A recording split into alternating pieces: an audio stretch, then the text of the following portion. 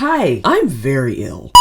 I know. It's been a while. It's been more than a while, actually. And I've said it before on all of my community posts, but I feel I can say it here. With everything that's going on in the world, I don't necessarily feel comfortable anymore with just doing reactions. While I do love picking apart TV shows and breaking down critical thinking talking points and everything, I think we need to concentrate on making our own shit these days, because I don't know if you've noticed, but things are kind of on fire. And I think it is our God-given right to be as weird as possible. So for the last couple months, I've been really debating with myself, like, what can I do? Now, there's not a lot that one person can do, but I do believe that if we all work together and if we all stick together, we can help each other. Things can be a bit easier. But I had to think about exactly what, because what you need is a plan. Because if you have a framework, then if something goes wrong, you can always jump to something else. So you can be spontaneous, but you can be spontaneous with a structure. So one of the first things I did was look up art challenges. Self-expression is an act of rebellion in times like these. So when I started looking up art challenges, I was hoping that because March is spring, that there would be a lot of stuff about birth and moving on, and there's none. There are none. There are no art challenges, and the few that I did find,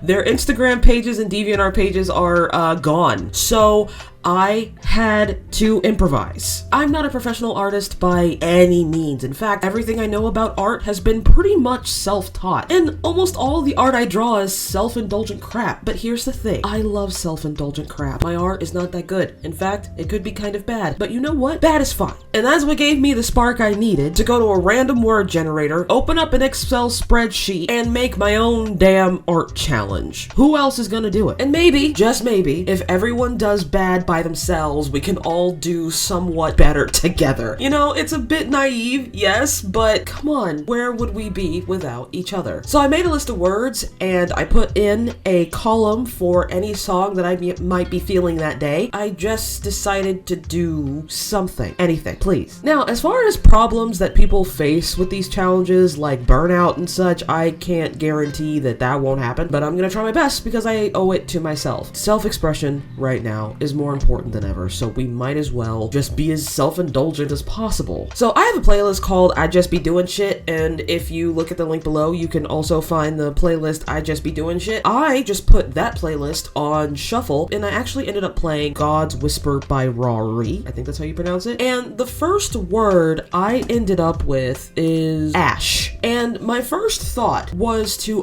I can finish my Dancing Link series. And then I thought about it and I was like, or I could take the easy way out and draw my D&D character. One of his swords is named Knitting Needle and the other one is Ash. So I decided to draw my D&D character ASTER. I have talked about historically black dice in great detail on this channel, and we are currently doing a campaign called the L.A. Washington Jefferson School of Adventuring. And I originally created ASTER to be the bully. I created him to be the exact opposite of the character I played in the sequel, which was like a very sweet, shy cleric who was sort of coming into his own and became this great hero. I wanted to play someone who was maybe a little mean, but had a dark secret, like hidden depths to them. I was into that for about 2 sessions, but then our party's wizard, a dwarf named Robin, was really nice to him no matter what he said. And then we decided that the party's ranger and him were childhood friends. And then we decided that the party's druid was his roommate. And so ASTER just kind of became the team dad. As mean as he could be and as bad of an attitude as he had all the time, and how he has no qualms and straight up killing someone if he needs answers, he has ended up becoming the team leader and actually defined some of the party's most consequential decisions. That's what I love about D&D, because you can start out with a specific intention, but as the story continues, you grow alongside your character. You change your mind, you change your perspective, you start thinking about what more you can do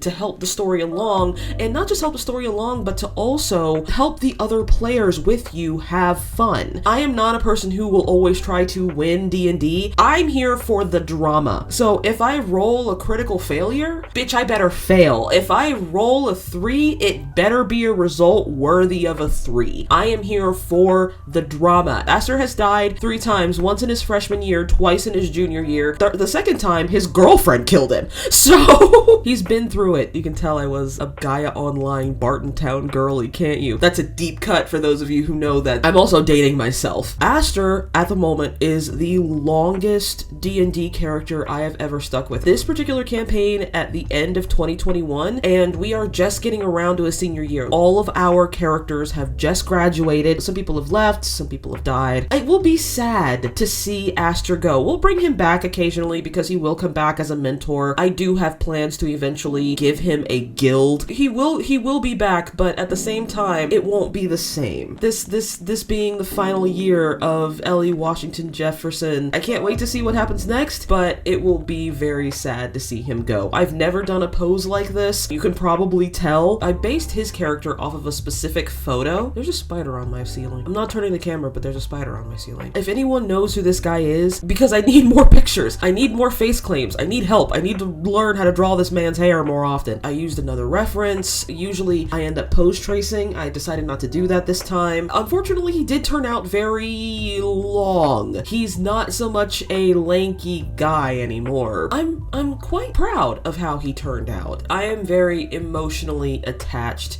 to Aster. I do hope that he survives till the end of the year. Why don't you guys tell me about your D&D characters in the comments? I always love hearing about people's campaigns and people's D&D characters. I love it when people work together to make a story of their own, and you sort of combine 2 ways of thinking and you make something beautiful. There's a reason why D&D has survived so long. It's really fun, and you get to meet a lot of cool people. If you ever have the chance, I really do encourage you to find a campaign. That's how I met my husband. I've told the story numerous times. You can go on any of my videos and find it. Here is the finished product. I did add some rim lighting and I really struggled with it. That is something I think you will see is a pattern with all of these time lapses. There will always be one thing that I really struggle with and I will have to draw over and over and over. It doesn't have to be perfect. It just has to be done. This is Aster Marigold, leader of cohort 7 and the party's assassin, rogue, shadow, sorcerer multiclass. He is currently the top level he can be, level 20. He started out as a bully, ended up the team leader, and honestly a leader of an army. Very much enjoyed his growth over these last few years. It will be sad to see him go, but everything ends, and it is always a good opportunity to see what's new. And I already have a character made for our new campaign because I'm just that eager, but we'll cross that bridge when we get to it. You can find me on social media, Blue Sky or Tumblr, because fuck TikTok and fuck Twitter. Do no harm, take no shit, stay weird, lovely, and